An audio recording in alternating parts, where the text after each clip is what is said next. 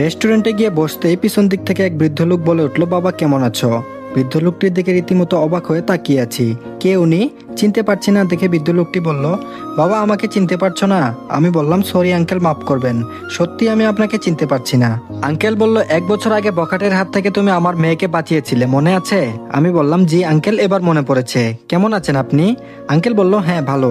সেদিন তোমাকে কৃতজ্ঞতা প্রকাশ না করেই বাসায় চলে গেছিলাম। বাসায় যাওয়ার পর কৃতজ্ঞতা প্রকাশ করতে না পারায় অনুশোচনা কাজ করছিল।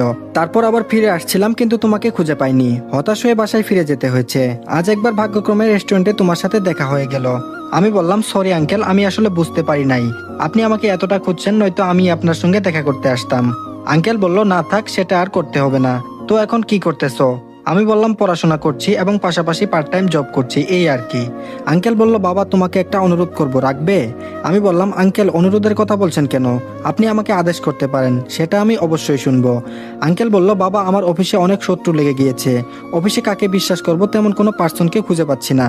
যদি তুমি রাজি থাকো তাহলে আমার একটা ভালো পোস্টে তোমাকে জব দিতে পারবো। এতে তোমার লাইফও রঙিন হয়ে উঠবে। আঙ্কেলের কথা শুনে কিছু একটা ভাবতে ওপাশ থেকে আরোহী বলে উঠলো, আঙ্কেল আপনি টেনশন নিয়েন না, ও চাকরিটা পেলে অবশ্যই করবে, সেটা আমি গ্যারান্টি। আঙ্কেল বলল, বাবা কি ভাবছো? আমি বললাম, না মানে আঙ্কেল, আমি যে পার্ট টাইম জবটা করছি এতে ভালোই চলছে, অন্য কোনো চাকরি না করলেও হবে। আঙ্কেল বলল, চাকরিটা করলে একে তো তোমার পক্ষেও ভালো হবে, আমার দিক থেকে ভালো বিশ্বস্ত একজনকে পেয়ে যাব। সেটা কিন্তু দুই দিক থেকেই ভালো হবে, কথাটি একবার ভেবে দেখো।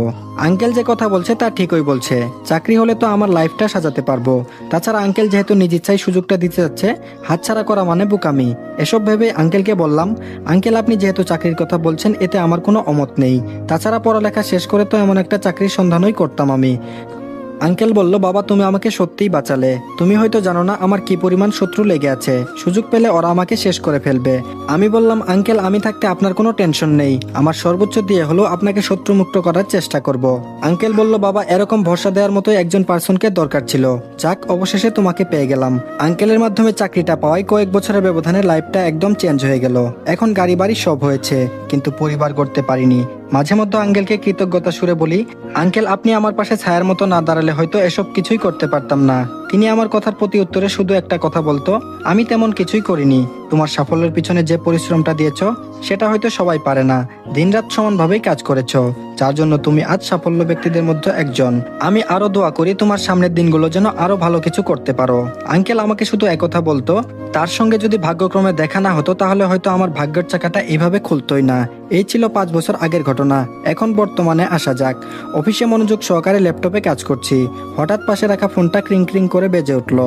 স্ক্রিনে লক্ষ্য করতেই আঙ্কেলের নাম্বারটি ভেসে উঠলো। তড়িঘড়ি করে রিসিভ করলাম, বললাম হ্যালো। আঙ্কেল বলল, বাবা কি করছো? আমি বললাম, আঙ্কেল অফিসে বসে কাজ করছি। আঙ্কেল বলল, তোমার যতই কাজ থাকুক না কেন কাল কিন্তু আমার মেয়ের বিয়েতে তোমাকে আসতেই হবে। আমি বললাম, হ্যাঁ আঙ্কেল আমি অবশ্যই যাব। আঙ্কেল বলল, আচ্ছা ঠিক আছে, কাজ করো। কাল যদি আমার মেয়ের বিয়েতে তোমাকে না দেখি তাহলে কিন্তু বাবা আমি অনেক মন খারাপ করব। আমি বললাম, আঙ্কেল আপনি যেহেতু বলেছেন তো আমি অবশ্যই যাব।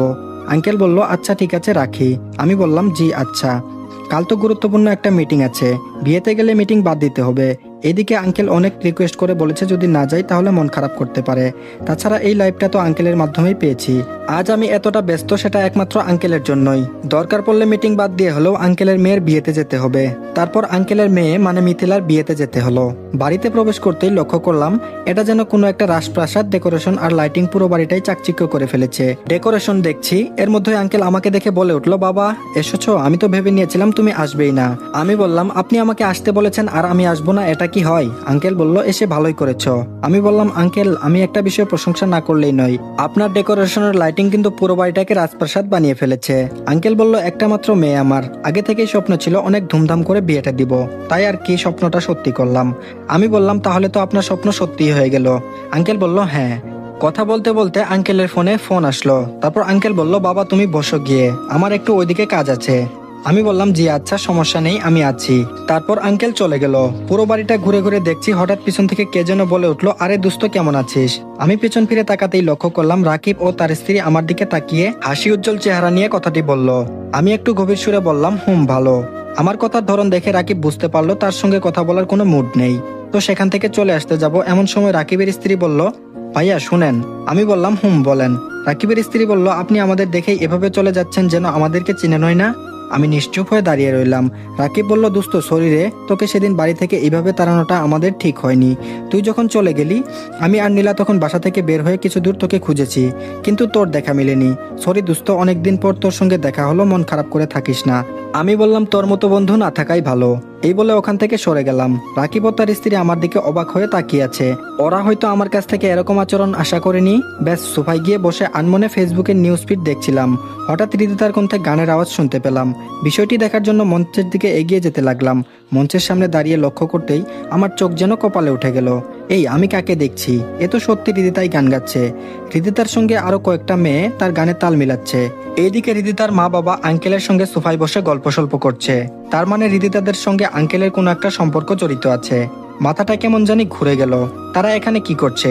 তাদের তো এখানে থাকার কথা না। না, এখানে আর থাকা যাবে না, তার আগেই আমাকে এখান থেকে সরে যেতে হবে। তাদের জন্যই আমাকে গ্রাম ছাড়া হতে হয়েছে। আনমনে এসব ভেবে চলে আসতে যাব। দরজার কাছে যেতেই মিথিলা আমার সামনে দাঁড়িয়ে বলে উঠলো, ভাইয়া কোথায় যাচ্ছেন? আমি বললাম, ইয়ে মানে আমার একটা কাজ পড়ে গেছে, সেখানে আমাকে দ্রুত যেতে হবে। মিথিলা বলল, ভাইয়া দাঁড়ান, আব্বুকে বলছি। আব্বুকে বললে তো আর যেতে পারবেন না। আমি বললাম, এই না, বললেন না প্লিজ। মিথিলা বলল, আব্বু এই দেখো রনি ভাইয়া চলে যাচ্ছে। মিথিলার কথাটা আঙ্কেল শোনা মাত্রই তার সঙ্গে হৃদিতার বাবা মাও আমার দিকে তাকাতেই তাদের চোখ আর আমার চোখ এক হয়ে গেল।